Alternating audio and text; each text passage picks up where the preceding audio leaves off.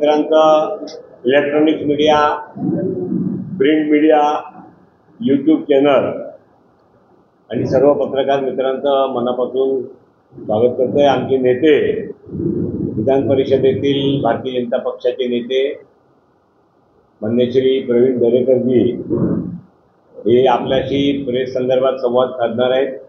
आमचे जिल्ह्याचे अध्यक्ष बाळा तावडे, माजी समाज कल्याण मंत्री आदरणीय श्री भाई गिरकरजी, माजी जिल्हा अध्यक्ष गणेश खंडकरजी, विनोद शेलारजी, विलाबेन जिल्ह्याचे महामंत्री, आमचे मुंबईचे सर्व पदाधिकारी आणि पत्रकार मित्रांनो, 2014 ते 2025 मोदी 811 ह्या देशभरात NDAच्या सरकारच्या माध्यमातून माननीय पंतप्रधान श्री नरेंद्र मोदीजी यांच्या नेतृत्वात देशाची विकासाची जी गती चालली आहे आणि देश आता एक वेगळ्या दिशेने कार्यरत आहेत, ज्या प्रगतीचे काही कीर्तिमान जे पुढचे 67 वर्षात आपण साध्य केले त्याच्याही पेक्षा दुप्पट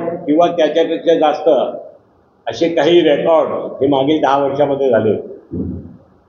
सामान्य जनांनी याची पुष्टी केली आहे। 2014, 2019, 2024 अशा निवडणुकीमध्ये माननीय पंतप्रधान श्री नरेंद्र मोदी यांच्या नेतृत्वात NDAला लोकांनी तिसऱ्यांदा माननीय पंतप्रधानांना पंतप्रधान पदावरती आरूढ होण्यासाठी आशीर्वादाचे मत दिले। सामान्य जनांपर्यंत मोदीजींची कार्यवाही वेगवेगळ्या माध्यमातून जात आहेत। आपण electronics media, print media, YouTubers, social media यांच्या मार्फत सुद्धा या सगळ्या गोष्टी हे सामान्य जनांपर्यंत जात आहेत। परंतु हा एक सतत चालणारी प्रक्रिया असून मोदी 811च्या माध्यमातून आता असे देशभरात पत्रकार परिषद, जिल्हा स्तरावरती, विधानसभा स्तरावरती, भारतीय जनता पक्षाच्या संघटनेच्या मंडला स्तरावरती अशा सगळ्या पत्रकार परिषद देशभरात सुरू आहेत। वेगवेगळे कार्यक्रम सुरू आहेत। 5 ऑगस्टपासून 5 जूनपासून 5 ऑगस्टपर्यंत पर्यावरण हा पर्व साजरा केला जातोय। याच माध्यमातून जवळजवळ देशभरात आतापर्यंत झालेली वृक्ष लागवड, वृक्ष संवर्धन या विषयावरती लक्ष केंद्रित होतोय। त्यानंतर वेगळे कार्यक्रम असतात। त्याच्यामध्ये 21 जूनला जगभरात आता सुरू झालेले जगाच्या जवळजवळ त्या काळी 76 आणि आज 134 देश हे योगासनच्या मार्फत योग दिवस साजरा करीत आहेत। तर तो योग दिवस हा एक सांस्कृतिक राष्ट्रवादाचा मूल्य आज जगभरात पटवून देणारे माननीय पंतप्रधानांचा आवडता विषय, त्या विषयामध्ये पक्षाने दिलेले कार्यक्रम आहेत, त्या संदर्भामधले मिळवलेल्या सिद्धी आहेत। 23 जूनला डॉक्टर श्यामाप्रसाद मुखर्जी यांचा जीवनाचा मंत्र होता कि एक देश एक माटी, और जहां हुए बलिदान, मुखर्जी यांचं बलिदान काश्मीरमध्ये झाला आणि आयुष्यभर भारतीय जनता पक्ष आणि समविचारी लोक, विचारधाराचे, विचार परिवाराची लोकांनी या घोषणा दिला की जहां हुए बलिदान मुखर्जी वो काश्मीर हमारा है। धारा 370 हटवून हे काश्मीर भारताचा अविभाज्य अंग केला आहे। त्यामुळे डॉक्टर श्यामाप्रसाद मुखर्जी यांची बलिदान दिवस 23 जूनला, 25 जूनला 1975 25 जूनला या देशातला सर्वात काळा दिवस होता। घटनेची पैमल्ली करून व्यक्तिगत स्वार्थासाठी, आपल्या व्यक्तिगत राजकीय स्वार्थासाठी ज्यांनी या देशाला आणीबाणी लावली अशा काँग्रेसच्या नेतृत्वाचे कर्तृत्व हे पिढ्यानपिढी लोकांपर्यंत गेले पाहिजे।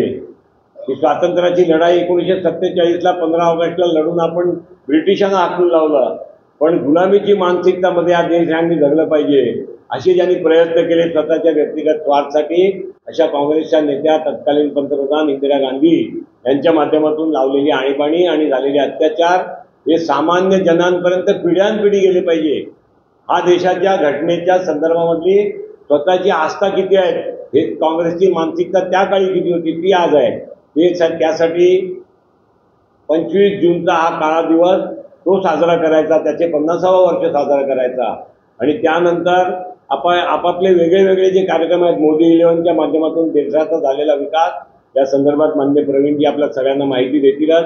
मोदी सरकारने आपल्या नव्या संस्कृतीचा परिचय देशवासियांना करून दिलाय। 2014 पूर्वी आपला देश भ्रष्टाचाराने पोखरला होता। देशात अनेक घोटाळे घडत होते। देशात लांगुल चालनाचं राज्य सुरू होतं आणि मोदी सरकारनं मात्र देशामध्ये विकासाचं युग त्या ठिकाणी सुरू केलं। 2014 पूर्वी योजनांचे लाभ लाभार्थ्यांपर्यंत पोहोचत नसत। लाभार्थ्यांचा लाभ घेण्यासाठी जनतेला मध्यस्थांमार्फत जावं लागायचं। मोदी सरकारने डीबीटी प्रणालीचा वापर करत सर्वसामान्य माणसाला, ज्याचा उल्लेख योगेशबाईंनी केला, थेट बँक खात्यात लाभ पोहोचवण्याचं काम केलेलं आहे। 2014 पूर्वी सामान्य माणसाला वैद्यकीय उपचारावर केल्या जाणाऱ्या खर्चाची भीती वाटत असायची, परंतु मोदी साहेबांनी 5 लाखापर्यंत वैद्यकीय उपचार आयुष्यमान भारत योजनेअंतर्गत आणून मोफत उपलब्ध केले आहेत। पूर्वी आपल्याला अनेक वस्तूंची आयात करावी लागत असे, आता मात्र मेक इन इंडियामुळे अनेक वस्तू आणि सेवांची निर्यात आपला देश करतोय। 2014 पूर्वी आपली अर्थव्यवस्था दुर्बल म्हणून ओळखली जात होती। आता आपण जगात 5व्या अर्थव्यवस्था बनलो आहोत आणि 4थ्या अर्थव्यवस्थेकडे आपण लवकरच पोहोचणार आहोत। सबका साथ सबका विकास या संकल्पनेनुसार राज्य कारभार होत असल्यामुळे प्रत्येक नागरिक याचा अनुभव घेतोय। भारताच्या विकासाचे श्रेय पंतप्रधान नरेंद्र मोदी यांनी कधीच स्वतःकडे घेतलं नाही। ते कधी बोलत असताना 140 कोटी जनतेचे सर्व आहे हा उल्लेख देशवासियांप्रती असणारी त्यांची सद्भावना दिसून येते। ऑपरेशन सिंदूरमुळे सुरक्षित भारत समृद्ध भारत या मंत्राचा जगाला परिचय झाला। भारतावर दहशतवादी मार्गाने जर हल्ला चढवला तर दहशतवाद्यांच्या देशात घुसून जशास तसे उत्तर दिले जाईल, हे सिंदूर ऑपरेशनमुळे जगाला सामर्थ्य आपलं मोदी साहेबांनी दाखवून दिलं। ऑपरेशन सिंदूरमध्ये भारतात बनवलेल्या शस्त्रास्त्रांनी, क्षेपणास्त्रांनी मोठी कामगिरी बजावलेली आहे। भारतात तयार केलेल्या शस्त्रास्त्रांची पाकिस्तानात यशस्वी चाचणी झाल्यामुळे भारतात बनवलेल्या संरक्षण उत्पादनांची विश्वासार्हता जगामध्ये तयार झालेली आहे। पंतप्रधान नरेंद्र मोदी साहेबांनी गरिबीचे पूर्ण उच्चाटन करण्याची प्रतिज्ञा केली।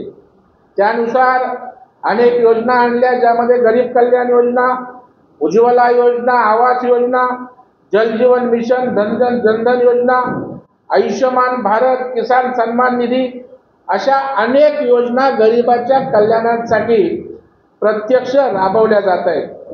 140 कोटी भारतीय पंतप्रधान मोदी यांच्या नेतृत्वाखाली देशाला प्रगती पथावर नेण्याची सामुदायिक प्रयत्न करत आहेत।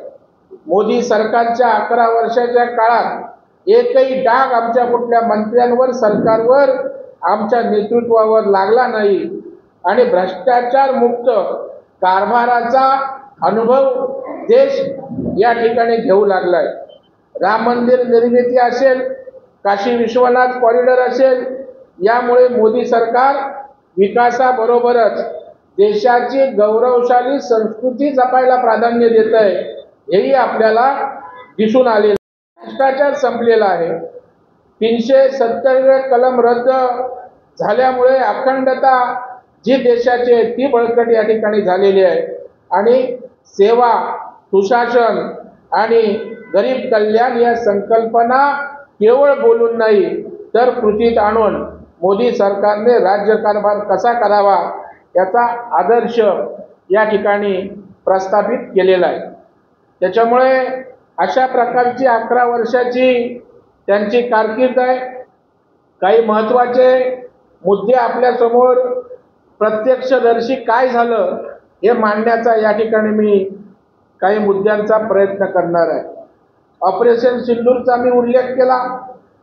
काय संदेश जगाला द्यायचा, भारतामध्ये आपल्याकडे 100 क्षेपणास्त्र S-400 प्रणाली तसेच ब्रह्मोस्त्र आकाश क्षेपणास्त्र, INS विक्रांत, तेजस आणि प्रचंड अटॅक हेलिकॉप्टर भारतात बनवलेल्या उत्पादनांनी भारतात संरक्षण उत्पादनात आत्मनिर्भर झाल्याचं जगाला आपण या ठिकाणी दाखवून दिलंय. आणि आता भारत शस्त्रास्त्रांची मोठ्या प्रमाणात निर्याती करतोय. भारताची शस्त्रास्त्र निर्यात 34 पटीनं वाढून 23,622 कोटीवर पोहोचली आहे. पंतप्रधान नरेंद्र मोदी यांच्या दूरदृष्टीचंच हे फळ आहे. युद्धात आपली कामगिरी सांगितली. नक्षलवाद आपल्या देशामध्ये 96 जिल्हे होते नक्षलवादीग्रस्त. मात्र मोदी सरकारने सुरक्षा दलांना मोठ्या प्रमाणात बळ देत नक्षलग्रस्त भागाचा विकास करत या भागातील नक्षलवाद संपवण्याच्या दिशेनं निर्णायक अशा प्रकारचं पाऊल टाकलंय.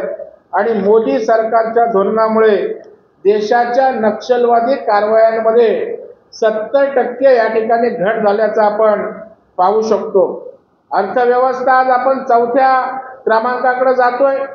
GM पोर्टलद्वारे खरेदी या ठिकाणी जेम पोर्टलद्वारे खरेदी होत असल्यामुळे खरेदीतील भ्रष्टाचार पूर्णपणे संपलेला आहे.